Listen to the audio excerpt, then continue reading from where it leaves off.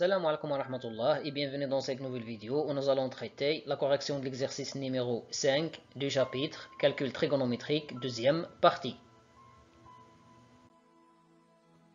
Le contenu de l'exercice 1a. Résoudre dans R l'équation E1 définie par sinus x égale racine carrée de 3 divisé par 2. 1b. Résoudre dans l'intervalle moins p, l'équation E1. 1c. Résoudre dans l'intervalle fermé moins p de p l'équation E1. La question 2a. Résoudre dans R l'équation E2 définie par sinus x égale à 1. La question 2b. Résoudre dans R l'équation E3 définie par sinus x égale à moins 1. Commençons par la première question. Résolvons dans R l'équation E1 définie par sinus x égale racine carrée de 3 divisé par 2. On sait que sinus p sur 3 égale racine carrée de 3 divisé par 2. Cela signifie que l'ensemble de solutions de l'équation E1, c'est l'ensemble S qui contient les nombres qui s'écrivent sous la forme P sur 3 plus 2kP avec K appartient à Z et les nombres qui s'écrivent sous la forme P moins P sur 3 plus 2kP avec K parcouru l'ensemble Z. P moins P sur 3, ça fait 2P sur 3. Donc l'ensemble S égale l'ensemble qui contient les nombres qui s'écrivent sous la forme P sur 3 plus 2kP avec K appartient à Z, union l'ensemble des nombres qui s'écrivent sous la forme de P sur 3 plus 2kP avec K parcouru l'ensemble Z.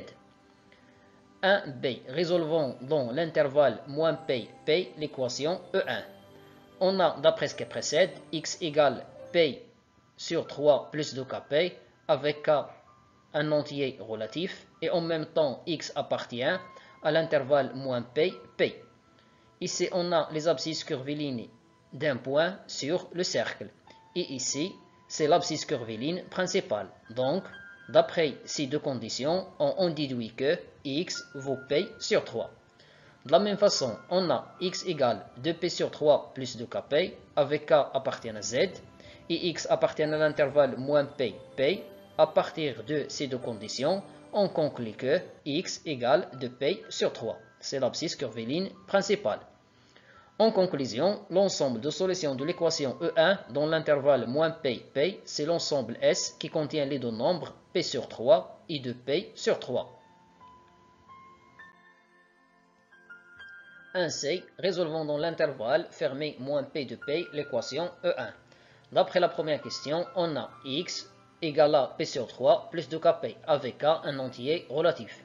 D'après cette question, x appartient à l'intervalle moins p de p, c'est-à-dire x se trouve entre moins p et 2p, ce qui signifie que p sur 3 plus 2kp se trouve entre moins p et 2p. Maintenant, nous allons déterminer la valeur ou bien les valeurs possibles de l'entier relatif k qui vérifie cette double inégalité. Pour cela, on retranche p sur 3. Pour le premier et le dernier côté, nous allons réduire au même dénominateur. Donc on obtient moins 3p sur 3 moins p sur 3. Et ici, 6p sur 3 moins p sur 3. Pour l'expression qui se trouve au milieu, nous allons simplifier par les deux nombres opposés, p sur 3 et moins p sur 3. Donc il nous reste 2kp. Moins 3p moins p, ça fait moins 4p. 6p moins p, ça fait 5p. L'étape suivante, nous allons multiplier les trois membres de cette double inégalité par le nombre réel strictement positif 1 sur 2p. On doit garder l'ordre. L'objectif, c'est de trouver k. Après, on va passer à la simplification. Premièrement par 2p, deuxièmement par 2p, troisièmement par p. Donc, il nous reste k se trouve entre, ici, moins 2 fois 1, c'est moins 2, 3 fois 1, ça fait 3, c'est-à-dire moins 2 sur 3. 5 fois 1, ça fait 5, 3 fois 2, ça fait 6, c'est-à-dire 5 sur 6. Moins 2 tiers, c'est environ moins 0,66. 5 sur 6, c'est environ 0,83. K se trouve entre ces deux valeurs et c'est un entier relatif, donc K prend la valeur 0. Si on remplace K par 0, donc x égale P sur 3 plus 2kP, on obtient x égale P sur 3 plus 2 fois 0 fois P. 2 fois 0 fois P, ça fait 0. 0 plus P sur 3, ça fait P sur 3. De la même façon, on a d'après la première question, x égale 2P sur 3 plus 2kp avec k parcouru l'ensemble z. Et d'après cette question, x appartient à l'intervalle moins p de p. Alors, x se trouve entre moins p et 2p. Cela signifie que 2p sur 3 plus 2kp se trouve entre moins p et 2p. J'ai remplacé x par son expression. Maintenant, on va essayer de déterminer la valeur ou bien les valeurs possibles de l'antirelatif k. Premièrement, on retranche 2p sur 3. Alors, moins 2p sur 3, moins 2p sur 3, moins 2p sur 3. Ici, nous allons réduire au même dénominateur. On trouve moins 3p sur 3, moins 2p sur 3.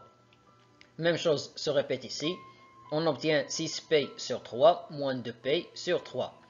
Pour l'expression qui se trouve au milieu, nous allons simplifier par les deux nombres opposés, 2p sur 3 et moins 2p sur 3. Donc, il nous reste 2 fois k fois p. Le premier côté nous donne moins 5p sur 3. Ce côté nous donne 4p sur 3. L'étape suivante, on va multiplier par le nombre réel strictement positif 1 sur 2p pour qu'on puisse trouver la valeur de k. Donc, on obtient moins 5p sur 3 fois 1 sur 2p, 2kp fois 1 sur 2p, 4p sur 3 fois 1 sur 2p. Puis on passe à la simplification, premièrement par p, deuxièmement par 2p, puis troisièmement par 2p.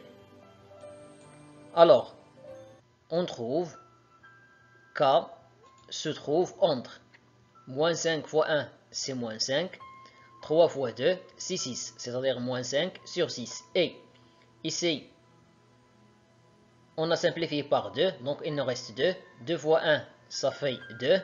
3 fois 1, ça fait 3. Alors, 2 tiers. Moins 5 sur 6, c'est environ moins 0,83. 2 tiers, c'est environ 0,66. K est un entier relatif et il se trouve entre ces deux valeurs, alors K égale à 0. Si on remplace K par 0, donc X égale 2P sur 3 plus 2KP, on obtient X égale 2P sur 3 plus 2 fois 0 fois P. 2 fois 0 fois P, ça fait 0. 0 plus 2P tiers, c'est 2P tiers. En conclusion, l'ensemble de solutions de l'équation E1 dans l'intervalle fermé moins P de P et l'ensemble S qui contient les deux nombres P sur 3 de P sur 3.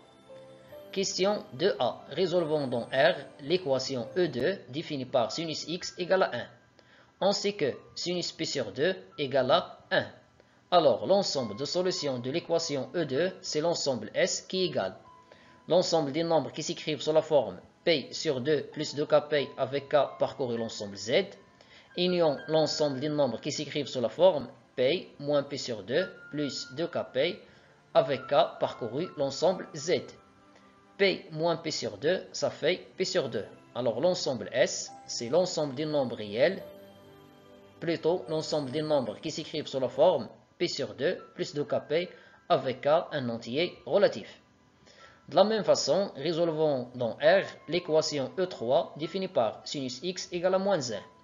On sait que sinus moins P sur 2 égale à moins 1. Alors, l'ensemble de solutions de l'équation E3, c'est l'ensemble S qui est égal, ou bien qui contient les nombres qui s'écrivent sous la forme moins P sur 2 plus 2kp avec k parcouru l'ensemble Z et P moins P sur 2 plus 2kp avec k parcouru l'ensemble Z. P moins P sur 2, c'est 3P sur 2. Ici, moins nous donne plus. Puis, nous allons réduire au même dénominateur. On obtient ici 2P sur 2. 2P plus P, tout divisé par 2, ça fait 3P sur 2. D'autre part, on sait que 3P sur 2 plus 2kp et moins P sur 2 plus 2Kp sont les abscisses curvilignes du même point. Alors, il suffit de prendre un ensemble. Donc, l'ensemble de solutions de l'équation E3, c'est l'ensemble S qui contient les nombres qui s'écrivent sous la forme moins P sur 2 plus 2Kp avec K appartient à l'ensemble Z. Finalement, merci d'avoir regardé ce contenu. Je te dis à très bientôt pour du nouveau contenu. Salut!